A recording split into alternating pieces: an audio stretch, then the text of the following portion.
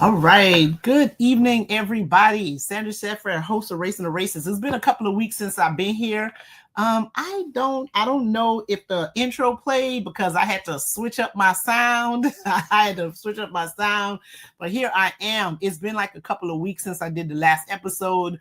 I have to tell you, I think we did one right before the inauguration, which I didn't watch, and I heard a lot of people didn't watch it. I was out there doing some service instead. I stayed away from it. I'm still so stunned about like where we are right now as a nation, to the point where I haven't really been watching the news like I'm supposed to. So, in order for me to have all the informations that we need, all the information that we need in order for us to have like a candid conversation about the things that are actually happening right now. So I am aware of a lot of the things, not all of the things, because like truly, this is still such a very stunning time. I'm still just like, wow, did we really do this? And then, of course, those of us that were trying to warn folks of like what this was going to possibly look like, we're like, yo, homeboy came out like gun blazing, day 1, day 2, day 3, day 10. I mean, it's just like to know that he's only been the president for like 2 weeks and like 2 days, and of all the things that have happened since then, it's really just stunning. And the unfortunate part of it to me is that it's not even coming from like a good place, or a place where, there's some things that are needed. There's some things that are needed. So you have to make some of those changes in an administration. Most of the stuff is really just coming from a real terrible place of hate. Now, warnings were made. Folks were saying, listen, that Project 2025 is a real thing, y'all. These are the things that they're going to try to do. And they chose not to believe the ones, who were trying to warn them, Black women. They chose not to believe us and took the other folks' word for it. They're like, oh no, Project 2025, what are you talking about? We don't know nothing about no Project 2025. That's just the liberal, crazy media. Mind you, half them people that's part of this administration right now, I guess unofficially, is this media that was being accused of doing all of these things and providing all this misinformation. But I digress on that point. Okay. So folks were trying to warn them. When I say folks, I mean Black women again was trying to warn them and say, listen, don't do this, right? Like, you guys know who he is, you know who he was, you know what he's done, you know what he's capable of. He's figured out, he has a better game plan to do all of the things he needed to do to distract. And folks was like, no, we're gonna do this again. And they decided to do this again. And here we are, right? Here we are. So many folks are having buyer's remorse. I think when I did the last episode, I was talking about how right after the election, folks was like, yo, can I change my vote? How can I change this? They realized really quickly that they made a mistake. And I think that mistake is every day, another community or a segment of supporters realize that, oh my God, we really did make a mistake. There's a clip that's going around. There's a couple things that's going around. One of the videos that I saw yesterday is of the Venezuelan community that's very, very upset with him because, they were like, the Republicans said that they weren't going to do anything to us, that, we were good, we were safe. And then what did he decide to do? Cancel TPS for all Venezuelans, just not renew it. And that's it. Hundreds of thousands of people are being impacted. What else did he do? There was a program in Haitian community, is known as the Biden program, where they allowed Cuban, Haitian, Nicaraguan, and Venezuelans to, if they had a sponsor, they could come into the United States by the sponsor with a 2-year parole. He got rid of that one. He was like, yep, nope, we're done with that. And then we also seen some of the videos of the Latinos for Trump, some of the Latinos that were supporting Trump. And here they go with, I think there's an image of this. And I don't know if it's a true image, or was he truly a supporter in some sense and had on the t-shirt and being arrested by ICE. Because what I did hear, like in the community that I'm a part of, they were saying that some people were wearing those things in order for them to maybe not be bothered, right? However, that's not going to be a distraction. That you will be bothered no matter what it is that you have on, if you look like one of the people who they think don't belong in the United States. There's even been instances of folks who are citizens or lawful permanent residents not having the information with them or on them, and they were detained, days until they could find someone who they think was truthful enough, or they were able to get their documents to come in, and they were released. But folks being detained, I have instances where there's folks who are in status, because what they were saying was that the person would have to be out of status in order for them to be subject to all of these things. If you're out of status, right? They're not only picking up people who are out of status. Don't fall for that. And oftentimes, most of the people in the Latino community, from my understanding, who voted, their understanding was that they were only going to pick up criminals. They were going to pick up all the bad hombres. It was only the bad folks, the people that committed crimes, right? Understand that unlawful entry into the United States is in fact a crime. However, most administrations see those as low priority cases, and they don't do anything about it. So people had this misconception that they were only going to pick up people who had criminal convictions or felony criminal convictions and who were truly subject to deportation, or maybe someone with multiple entries that were unlawful. That is not the case. They are not discriminating. They are picking up any and everybody who they think don't look like they should be here, and those folks are getting picked up, right? Like I said, I have a person who should not be considered undocumented because they are in lawful. They have temporary protected status. They have temporary protected status. That's good for until 2026, but they're being detained at this time. So, these are things that, again, we wasn't expecting that's actually happening, and we need to be aware of it. And the other experience that I'm having is, I tend to represent a lot of Haitian nationals. And there are times where they always want to negotiate price and not pay and all of these types of things. This is not the time for you to, and I'm not saying just go turn all your money over to somebody, because they may be trying to sell you a dream, because there are going to be a lot of fake practitioners out there that's going to take advantage of the fact that people are desperate. There are going to be that. But at this point, if you're going to someone that was referred to you, an attorney with a good reputation, please don't try to nickel and dime nobody, because the work is hard. The work is hard.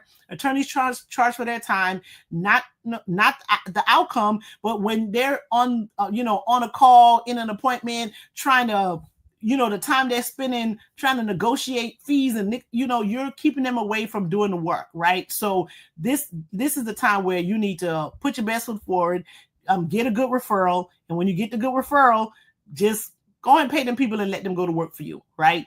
But make sure you get a good referral. Don't, because there are going to be a bunch of scammers out there. So try to stand clear of that. But this immigration thing is real serious. It's real serious. It's real serious. It's real serious. It's real serious. And a lot of industries are going to be impacted. There's some places where people just decided that they're like, we're not even going to wait around to see what y'all going to do. So we have construction that's being impacted. Ag is being impacted. Hospitality is being impacted, and there's still there's people in the tech space that are being impacted too, because you have like some high level workers that are working for Google, Facebook, and all of these places that they're undocumented people in the professional realm also that's being impacted by the decisions that are being made by this administration. So this thing is real. Now, not to say that the country does not have the right to protect its borders, to keep, drugs from coming in and all of these things, but please be genuine about it, right? And then they give you these examples of maybe, 1 or 2 or 3, maybe say it's even 10 undocumented that have done really terrible things, right? And some people may say 10 is too much, but when you're even saying that it's 14 million undocumented people that are in the United States, and all you can come up with is 10, so that's enough to disrupt the lives of people that have been here for so long, to the point where you're creating policy that says that you can go into a school and not only traumatize the children that you're picking up, you're traumatizing the other children that are in the class that's witnessing this happen. And many of them will be Americans, then you're saying to go into places of worship, going into a church and taking people out of a church. Like, this is what we're doing. We're just going to let the police roll up in there and do these type of things. There's nothing humane about a decision like that. There's nothing humane about a decision like that or doing anything like that. So we really, I understand that there are people that may feel as though they're being disenfranchised by immigrant communities in some way. However, this is not, this ain't the way to do it. This ain't the godly way to do it. This ain't the Christian way to do it. This ain't the human. It's just not the human way to do it. There has to be something else, right? And again, if you're creating policy from a place of hate, first of all, it ain't gonna be sustainable because people are gonna push back one way or another. So it's not sustainable what's being done, and we really need to come up with a better solution, something that's just a little bit more consistent in terms of the way to address, the border issues. Now, on another side of this, right? Part of the reason, right, because they keep talking about all these undocumented. Part of the reason why there's so many people that are undocumented in the United States is because we have not had any. When I say we, I mean United States has not had any comprehensive immigration policy that will allow people to adjust their status since 2000. When Bill Clinton was leaving office at the end of 2000 for the Bush administration to come in 2001, that was the last time they had a immigration policy that allowed people to adjust their status. And that was something that's called 245I. I know a lot of advocates were trying to see if the Biden administration would sign off on something like that. So, so people could have just paid a penalty in order for them to adjust their status, because there are people that have been here long enough. There are people that are married, or they have children that are over the age of 21 that can file for them, that can't do it. They can't do it because of the way that they had initially come into the United States, right? And so because of the way they entered, they can't adjust, meaning they can't get their green card here. But there was a process in place where they could have paid a penalty. Typically, they used to pay $1,000 penalty, and they were able to adjust their status. Just bringing that back, even for the just 120 days, the 120 days like Bill Clinton did before he left office, would make such a significant difference. It would generate revenue for the country because the people are going to pay to get it, right? So we really, really should consider doing something like that. At least, back off all this detaining people and making all this money for the prisons, because that might really be what it's about. There's a whole big old money grab happening because they're putting in people in places in states that didn't even used to have detention space, but now all of a sudden they do. So we need to also think about whether or not this is just a distraction, because there's truly just some money grab happening here. And it's looking as though, we're trying to make the country a better place. But really what's happening is that they're disrupting the lives of families. They're disrupting the lives of American citizens. They're just disrupting industry. So this impact is going to be felt by more than just the people that they're detaining. It's going to be felt by many more. And it's going to have a long-term effect, particularly with, some of the trauma that's going on. Okay, so Victoria Olsen put us post comments and call DC to your congressperson and senator in DC, switchboard number 202-224-3121.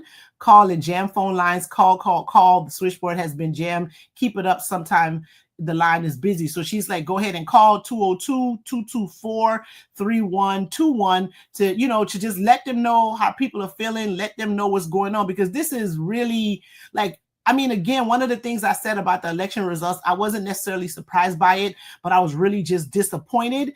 And I'm just still disappointed that that this is where we are, because the country truly is better than this, right? We, for the most part, we're just better than this. And a lot of people, I think, fell for the okie doke. There were some issues that, that maybe, the messaging on it on the Democratic side wasn't good, and or on the Republican side it was better. You can look at it whichever way you want to, and this is why we ended up here. But we really don't need to stay in this space, because truly this is I hope this isn't sustainable. I really hope there's some pause to this and they figure out a better way to deal with this, because we're not in a really good place when it comes to immigration and the policies that are going on, because more and more people are being detained. And then again, I think it's a bit unfair is not the word I want to use, but I think it's not okay that they're, really being tough on people that are undocumented and continue to be undocumented, when there really has not been any way for people to maintain status. And in the few ways that existed for them to get something is block over block over block over block. And this is happening to people who've already proven that they can be here, be good, take full advantage of what's here, not pose any threats or any dangers. They've gone to all of the hearings that they were supposed to. You've even had people who presented and let immigration know that they're here. So these are all the people that were trying to play by the rules, and they're the ones that's being affected. One of the other things that the administration did was they canceled a program that's called CBP-1, and that's people that were coming out of Mexico. Now, they made it seem as though that was a bad thing. But what those individuals were doing was that they were truly waiting their turn to come in. Right? Like they were like, okay, I'm going to make an appointment and I'm going to let the folks know that I got all of these things going on, or I want to apply for asylum and I want you to know that I'm here. And that's what they were doing. And then they stop it. So when you stop that, what you sending people to do, right? Because folks are going to come, right? Folks are going to come. I mean, you can get all the Border Patrol agents out there, but there's still going to be more people trying to come than agents are out there. So folks are going to come, but now they're going to come and you're not going to know they're here for real. Right? So you just really created an environment where people are going to come and you don't know that they're here. Whereas when they were using the CBP-1 app, they had to schedule an appointment and you know that they're here, and they had to check in with immigration before they came in. So it wasn't a perfect system, but it was something that was working, that was helpful, and you know who's in your borders, as opposed to just allowing people to sneak in and come in through the tunnels or whatever, or however it is that they were coming into the United States. So I really just hope that enough people who thought this was a good idea sometime last year, when they didn't really know what it was going to look like, they kind of realized that, okay, no, this is not what I thought. They probably by this time have had friends, family, somebody they know that they probably didn't know was undocumented, that have been impacted in a way. And they're like, oh, wow, right? They're putting faces to this and they're just backing down just a little bit, right? Again, I can't say 100% that's what's happening, but I can tell you on some level that's happening. So much so that people are talking about being betrayed, and they're feeling some kind of way about the policy. And it's going to affect business. And people are, one of the reasons why some folks said that they voted was because they couldn't afford groceries. Okay, well, you thought you couldn't afford groceries in 2024. You're really not going to be able to afford groceries in 2025, because a big part of the labor community is going to be gone. So if stuff don't get picked and it's not enough, it's less, they're gonna charge you more, and you're gonna get charged more. And folks are seeing this already, right? And then the other thing they were talking about was the price of gas. The price of gas has gone up. It's gone up for me. I've seen it. Every now and then it may go down 5 cents, 2 cents, or something like that. But the price of gas is no lower than it was before. It's higher. So we're running into that issue too. So all of these things, it's unfortunate people, I'm going to say it, people fell for the okie doke. And they wouldn't listen, again, to Black women that was trying to warn them, because we know, right? We feel it. We know it. They wouldn't listen, and they made a decision that we are only 2 weeks in, people. This is supposed to last until 2029? Y'all, we 2 weeks in, and oh my God. We're 2 weeks in. This is supposed to be going on till 2029. Really? Like, oh my God. Okay.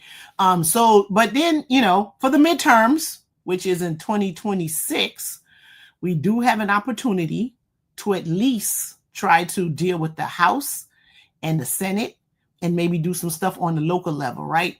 But anybody that's thinking of running in 26, I need you to start running now. Like, don't wait until 6 months before. Don't even wait until next year. Start getting into your community, getting the people to know who you are. Start running now. Start fundraising now. Start doing everything now. Don't wait, because people need to know you. They need to know what it is that you want to do in order for you to make that impact and make a difference. And we've also been seeing people flip the script. You know, they go in saying they're Dems or whatever, and then they get there and they're switching parties and doing all that stuff. You know, we need to weed that out. We really need people who are there to do the work, and not just people who are there to, you know, make sure their own interest or the interest of a few is being sorted out. And so please don't take it where I'm saying that, because I understand that some folks are issue people, right? It doesn't matter what party the person belongs to. They're all about issues. They're issues, folks, and I get that, right? I'm a issues person too.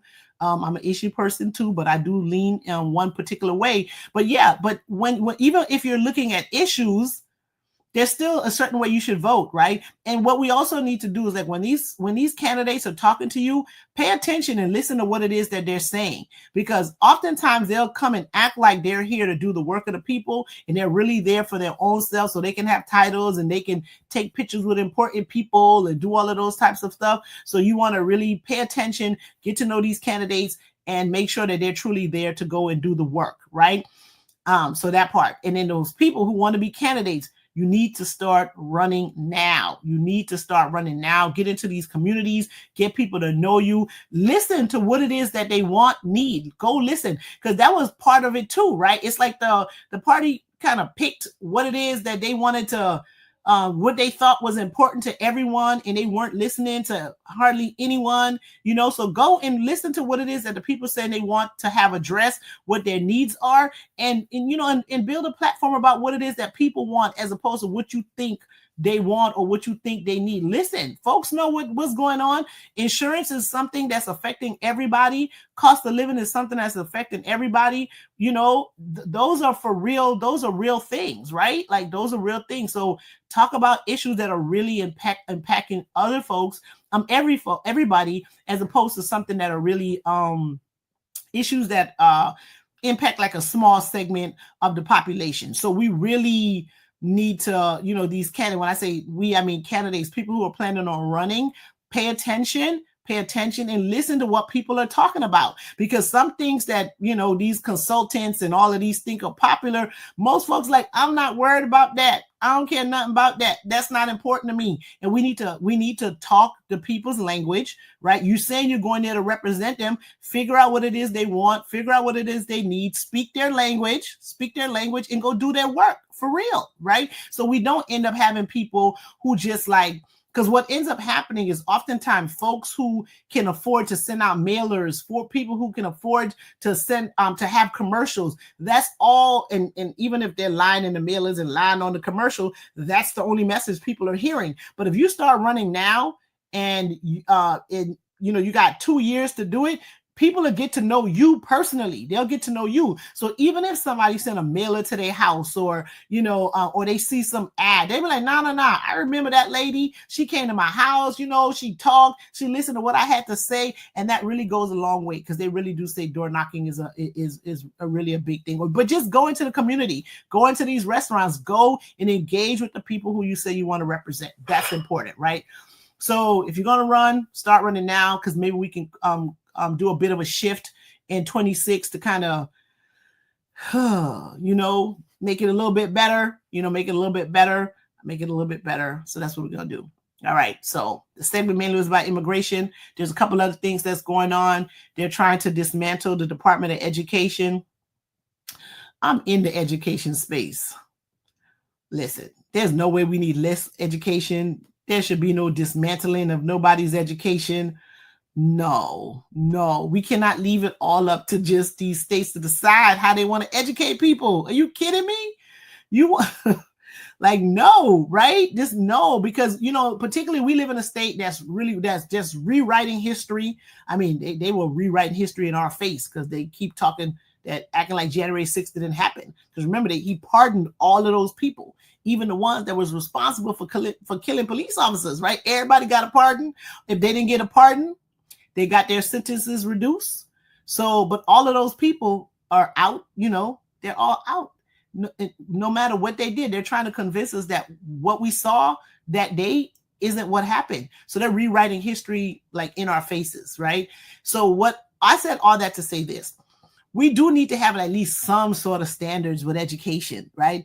Like now I don't know. They want to dismantle it. So I don't know if this is the administration that should be setting the standards for for standards for education. I don't know, but I just don't think leaving something like that purely up to the states is the best thing, right? We've already had our experience in 2022 with the Dobbs decision where they allowed states to decide about the reproductive rights of women. And we see what that looks like in certain places. It's just going to be all over the place, right? It's going to be all over the place. So we really need to really dig deep, think about, is this what we want? And we can try to reverse course. Can't do it too much before 26. I think we can put pressure and try to see if we can get some of these elected officials to find a humanity, find a compassion in them, and not support all of the stuff that's going on.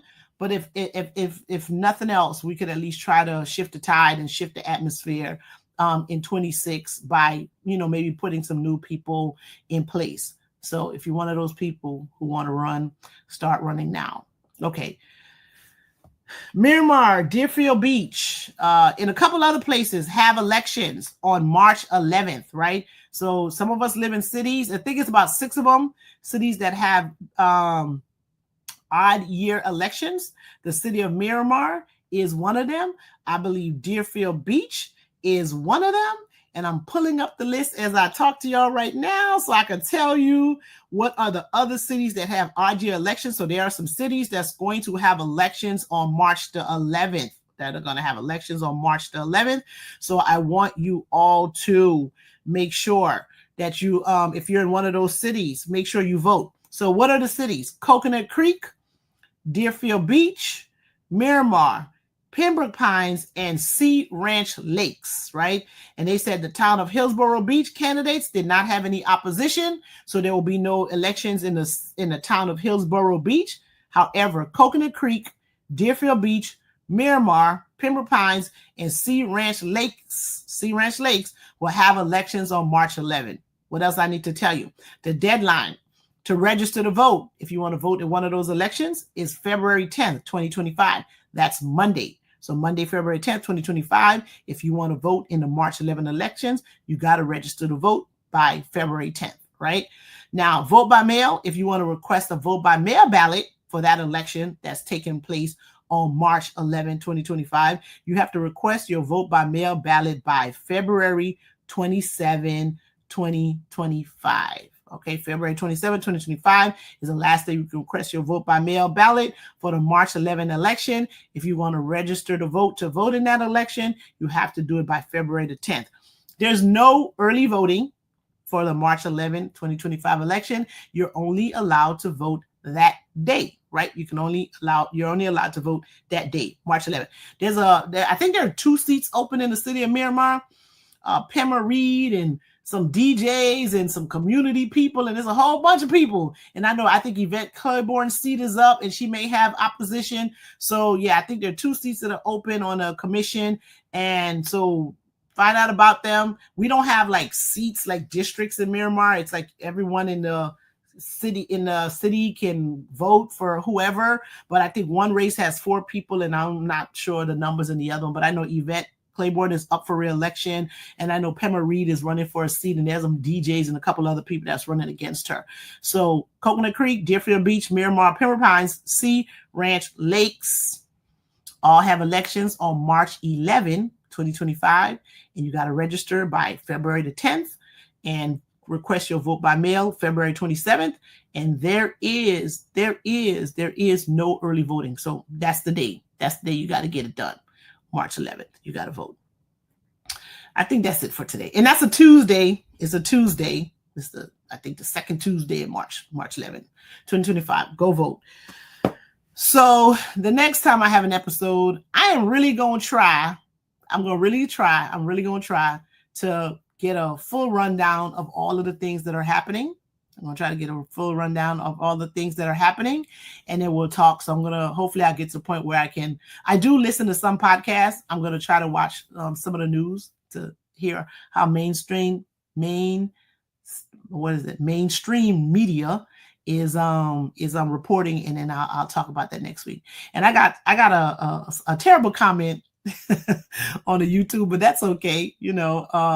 I know my credentials, and I'm very confident who it is that I am. So I'm not worried about somebody who don't know me. I'm calling names. All right. So yeah, I'm trying to keep them at 30 minutes. Thank you all for your time. So I thank you all for your time, and have y'all self a good night. Call, right? 202-224-3121. Call 202-224-3121. Jam the lines. Let them know how you're feeling. Let them know that what they're doing, America's better than this. America's better than this. America's better than this. And let's just, try to do better, people. Have a good night.